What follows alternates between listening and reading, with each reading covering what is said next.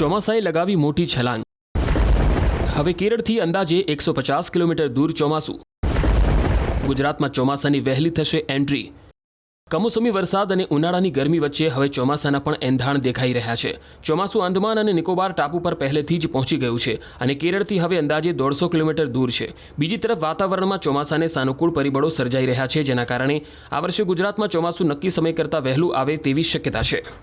पिछली बार की तरह जैसे पिछली बार भी चार दिन पहले मानसून गुजरात में एंटर किया था, तो इस बार भी एक्सपेक्टेड है कि गुजरात में मानसून जो 15 जून की डेट है उससे थोड़ा पहले भी एंटर करने का पूर्वानुमान है।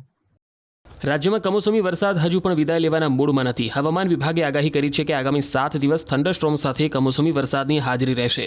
આજે નવસારી, વલસાડ, ડાંગ, दमन, दादरा नगर हवेली में भारी वरसादनी आगाही करवामां आवी छे।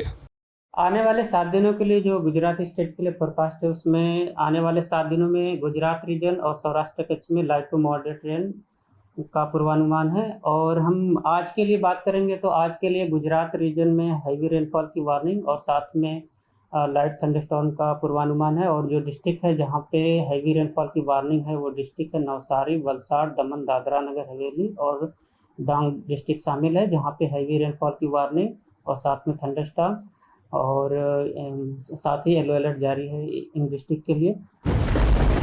गुजरात में 16 आनी रहेशे ચોમાસું। ચોમાસાને લઈને 50 આગાહીકારોનો વર્તારો। જૂનાગઢ કૃષિ યુનિવર્સિટી ખાતે 50 આગાહીકારો ઉપસ્થિત રહ્યા અને આ વખતનું ચોમાસું ક્યારે આવશે અને કેવા વળાંક લેશે તેનો વર્તારો આપ્યો। વર્ષા વિજ્ઞાન પરિસંવાદમાં આગાહીકારોએ પોતપોતાના અનુમાન આપ્યા। 50થી વધુ આગાહીકારોના પૂર્વાનુમાન પ્રમાણે આ વર્ષે ગુજરાતમાં ચોમાસું 16 આની રહેશે। 100%થી વધુ વરસાદ થવાની સંભાવના છે। પ્રાચીન વર્ષા વિજ્ઞાન મંડળના વર્તારા પ્રમાણે આ વર્ષે ગુજરાતમાં જૂનના પહેલા સપ્તાહમાં વાવણી થવાની શક્યતા જોવા મળી રહી છે। આ ઉપરાંત ચોમાસા દરમિયાન 2 વાવાઝોડા બનવાની પણ સંભાવના છે। આ વાવાઝોડા ઓગસ્ટ અને સપ્ટેમ્બર મહિના દરમિયાન બની શકે છે। ચોમાસાની વિદાય આ વર્ષે ઓક્ટોબરના અંત સુધીમાં થવાની શક્યતા છે। 2025ના વર્ષની વર્ષા ઋતુ એવી છે કે જે વિખરાઈ ગયેલ છે। ટૂંકમાં સક્રિય નહીં, એક ધારો વરસાદ નહીં પણ એક તોફાન આવે છે। તો જૂન 2 એમાં વાવણી થાય। ખેડૂત માટે વર્ષ સારું છે।